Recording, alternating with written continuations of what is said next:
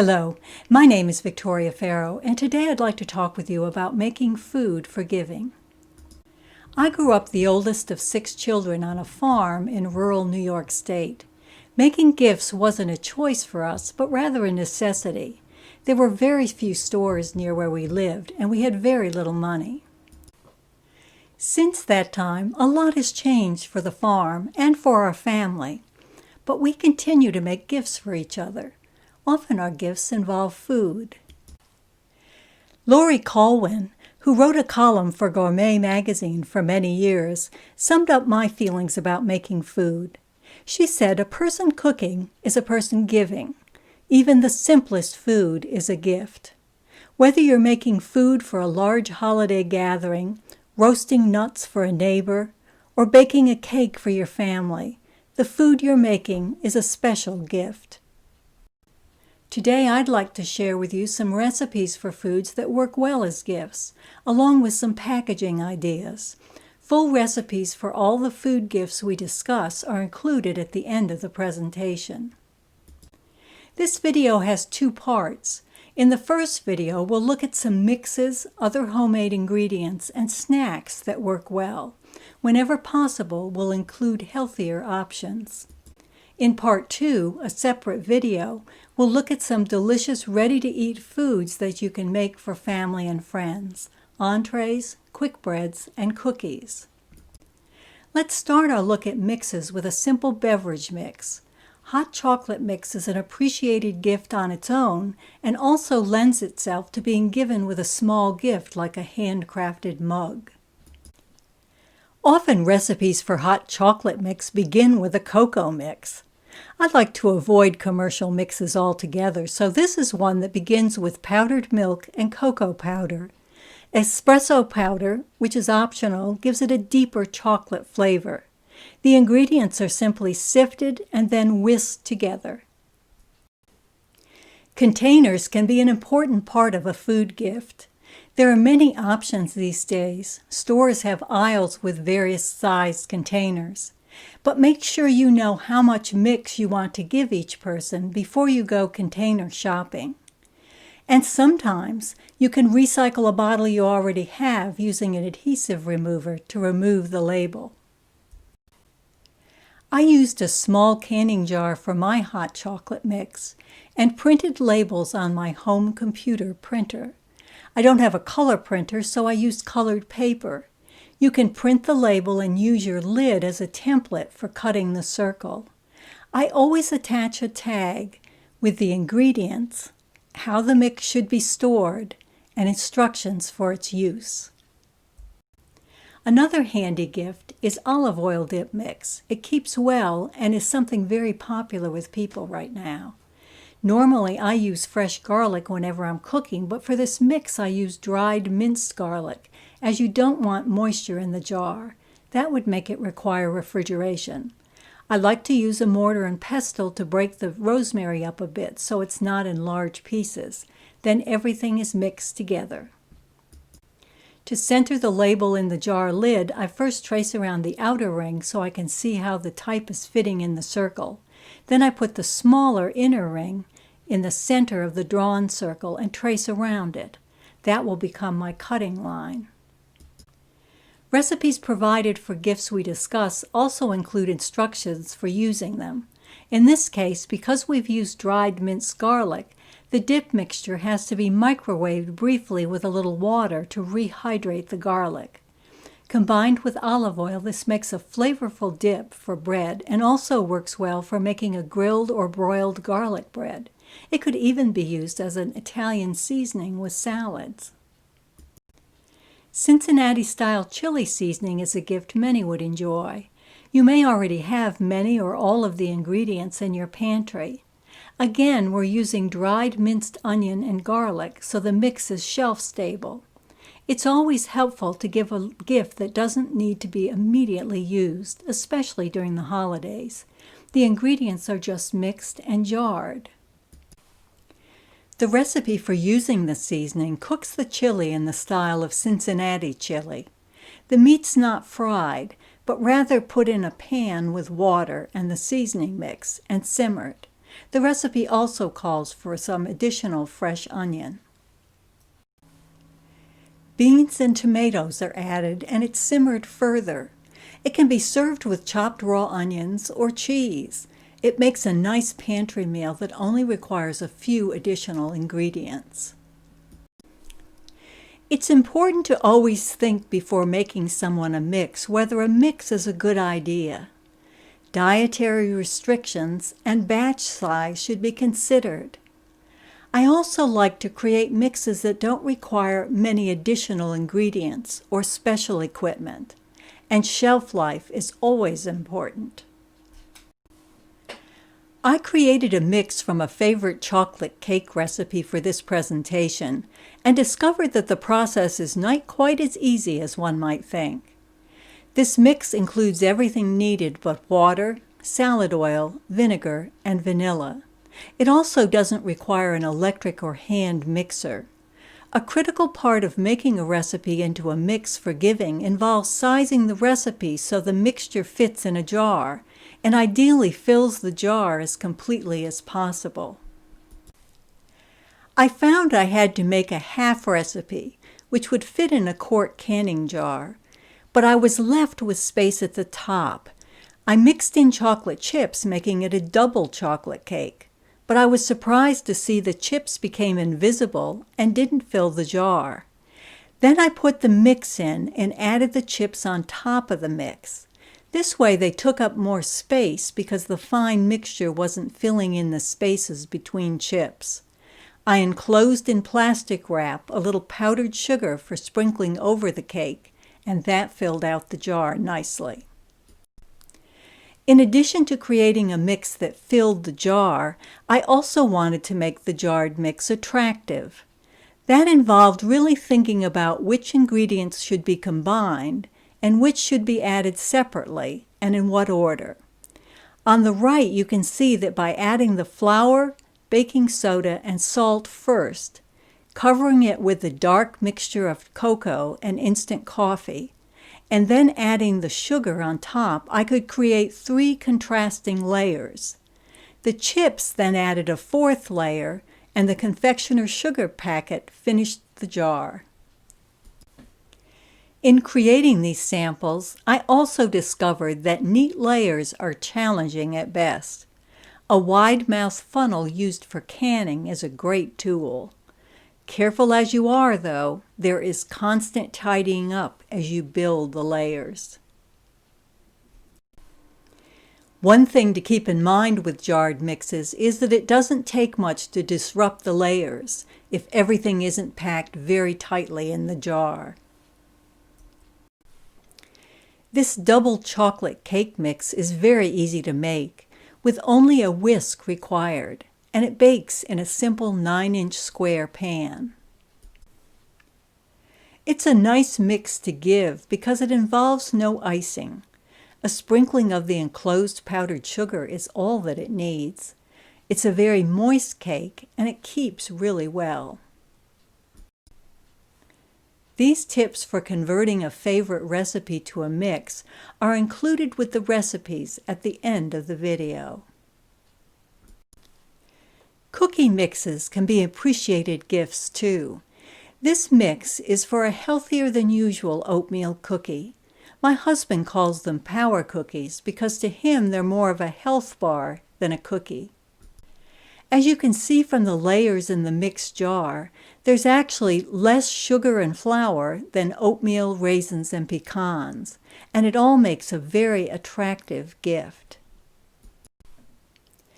It's helpful to have an electric mixer for this recipe, as the butter, vanilla, and eggs are creamed, but it can be beaten by hand if the butter is soft. You could specify that in the instructions if you're giving it to someone who doesn't own a mixer. The mix is added to the creamed ingredients. Cookies are scooped out and flattened somewhat on the baking sheet. You'll note that the recipe gives a range of measurements for the sugars, 1/4 to 1/3 cup, and I've used both, but I've come to use 1/3 cup. The recipe does, though, work well with a 1/4 cup. If you use the reduced sugar, the cookies will be best baked fairly small. The instructions for using this mix were a bit longer, so I rolled them up and tied them to the jar for an attractive presentation that ensures the instructions will remain with the mix. I also give these cookies ready-made. Sometimes it's nice if the recipient doesn't have to bake them. You can enclose them in wax paper and then put an assortment of cookies in a storage container or bag. You can also give a stack of cookies wrapped in plastic wrap, individually or as a group. There are all kinds of packaging supplies available these days. I like to recycle containers whenever I can, too. The clear plastic clamshells for fruit work really well. A little Goo Gone takes care of any of the labels. In fact, I always look first at what I have on hand for packaging and decorating gifts of food. If you sew or are involved with any number of crafts, you may have some great supplies already on hand. Cupcake papers make great spacers in boxes of food items. Be creative. Not only do I like recycling containers, but I also like using ingredients I might otherwise discard. Orange rinds make a refreshing treat when candied. Navel oranges with thick skins work best. It's important to wash them very well first. I score the peel in 4 segments, use a tablespoon to loosen and remove the peel, and cut the peel into strips. Note that we're not removing the white layer or pith from the peels.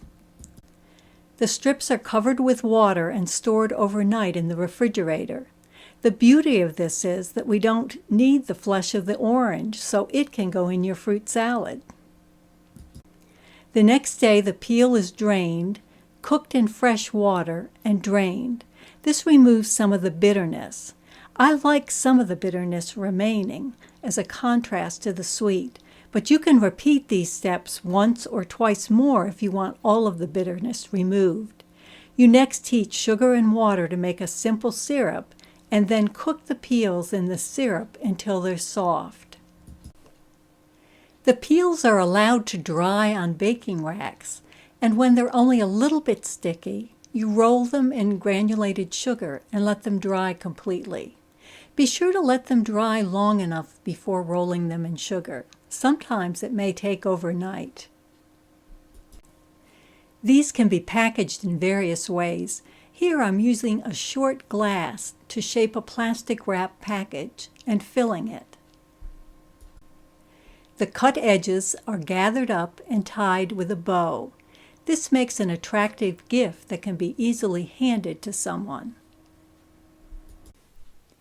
These candied orange rinds make a great treat, but they can also be used as an ingredient in baked goods. Handmade ingredients can also be very helpful gifts. Herb-infused oils are very popular and something you can make yourself. Fresh herbs are attractive, but they're not recommended. When they're used commercially, they're processed to make them acidic to prevent the growth of bacteria. I've included these instructions in the recipes at the end of this video. Here I'm making an oil using the olive oil mix we made earlier. Funnels make filling the bottle easier. The bottle is actually an empty oyster sauce bottle. I found a Christmas sticker with a shape I could cut to fit over the company name on the cap. I used a coin to draw around the shape and cut it out. It's all pretty low-tech, but I didn't have a color printer, and this seemed to work. You can also make herb-infused vinegars. Again, dried herbs are safer to use, even with acidic vinegars. These instructions are also included with the recipes at the end. Hot spiced olives are a tasty holiday gift. They can be used in cooking or as an hors d'oeuvre, and they keep very well refrigerated. And nicest of all, they're easy to make. I like to make them with an assortment of different pitted olives. The flavorings include garlic, rosemary, orange rind, black peppercorns, and red pepper flakes. Olives are added to a quart jar in layers with the flavorings in between, and the jar is then filled with olive oil to cover the olives. Refrigerate the olives, adding oil as needed to keep olives covered, to ensure no bacteria grows. As the olive oil solidifies, the olives will be held in place so you can top the jar with oil knowing the olives won't float up. Food safety is always important, but especially so when you're giving gifts of food. It's important to sanitize surfaces regularly and to refrigerate any ingredients or dishes that could potentially spoil. I bring the olives to room temperature for dividing into smaller jars for giving or for using. A wide-mouthed funnel works well for moving olives to smaller jars. These can be given on their own or presented with a crusty loaf of bread or as part of an antipasto assortment. Here I've attached a few sprigs of rosemary to the jar along with the label. Fruit and nut granola is a gift appreciated by a wide range of ages and types of people.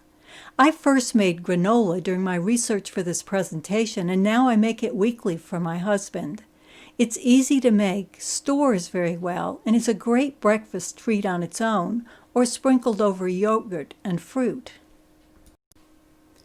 Old-fashioned oatmeal, the nuts and seeds of your choice, cinnamon, and a tiny bit of salt are combined in a large bowl. The wet ingredients, canola oil, honey, and vanilla, are combined in a smaller bowl. The wet ingredients are added to the dry, mixed, and then spread on a parchment-lined baking sheet. If you want clumps, you can pack the mixture down. Bake about 21 to 25 minutes. Let it cool in the pan, and then store in jars. Here's a quart jar with a label created on my home computer. Instead of using the usual skirt of fabric over the top of the jar, I wanted something a little more contemporary looking, so I developed a way to just have fabric across the top of the jar and selected a bold modern fabric. To make this covering, I set a lid on the wrong side of fabric, traced around the lid, and then trimmed the fabric to fit. I keep the lid in place while tracing by using a glue stick. Put the covered lid on top of the jar and screw on the band. This makes a very tailored finish to a jar. I make the granola for us with sliced almonds, sunflower seeds, and sometimes pecans. We skip the dried fruit as my husband eats it with fresh fruit. The recipe is very flexible. I've provided proportions of wet to dried ingredients to help you safely modify the recipe to your liking. It also works well with pecans, which are best added halfway through the baking as they burn easily. Granola can also be a savory snack. This recipe makes a more unusual gift. The recipe includes oats, chia seeds, sunflower seeds, sesame seeds, dark brown sugar, smoked paprika, garlic and onion powders, salt, and cayenne. These ingredients are mixed together in a large bowl. Oil and vinegar are mixed together and then added to the dry mixture. Sun-dried tomatoes are used in place of the usual dried fruit. They aren't added until the end. The granola is baked and the tomatoes are then added. This zesty granola works well as a snack, and we enjoy it sprinkled over salads and over bagels with cream cheese. For clumps of granola, you can add a beaten egg white with the wet ingredients. Including the chia seeds also adds to clumping, as they become sticky as they absorb liquid. Cinnamon roasted almonds are a twist on the usual nut snacks people make, as there's no oil, salt, or sugar involved in making them. We really enjoy them. Almonds are just roasted, coated in cinnamon, as you'll see in the recipe. You can use a wide-mouthed funnel or even just a piece of stiff paper to funnel them into a cellophane bag for presentation. We share nippy cheese wafers with friends all year long. This recipe can be made in a food processor. I usually grate or shred the sharp cheddar first, and then process it with butter, flour, salt, and cayenne. The secret ingredient that gives them their crunch is Rice Krispies, which are stirred in by hand at the end. Chopped pecans could be used in place of the cereal. The dough is rolled into a log and refrigerated. To keep the roll from flattening, you can insert it in the tube from paper towels. I've also been known to use whatever's handy. Sometimes I've used the indentation in an egg carton. The log is then sliced and the pieces baked on a parchment-lined pan. I like to keep these small, so they're just a bite or two. When they're done, the bottom should be slightly browned. When I've removed them from the pan, I paint additional cayenne over the tops with a pastry brush. We like the added heat. Selecting the packaging is important with any baked goods. You want packaging that will keep them in good shape and look full with the number of cheese wafers you want to present. Here I tried to use a fancy bag with a silver band along the bottom, but I decided the band didn't add anything, and it actually made it look like fewer wafers, so I opted for a plain bag.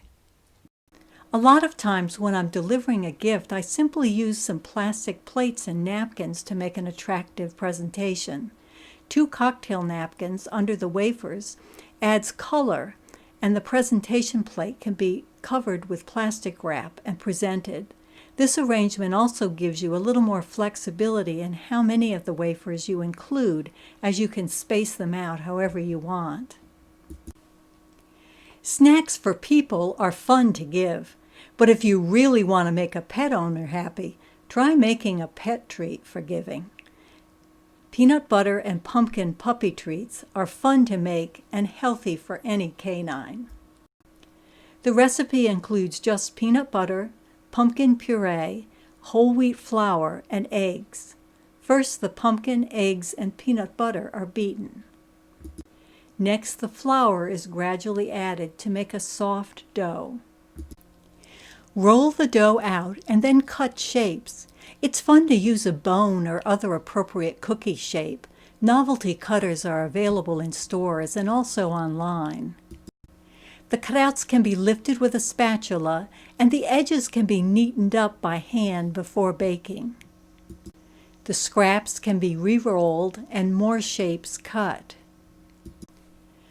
Put the biscuits on a parchment-lined baking sheet. If you want to, you can use a toothpick to make patterns or to write a word or name. Our neighbor's dog's name is Bevan, so I use dots to form that name on one. An icing tip can be used to make a pattern, too. There are a multitude of ways you can add detail to the raw biscuit. I made a label on my computer using some free clip art paw prints.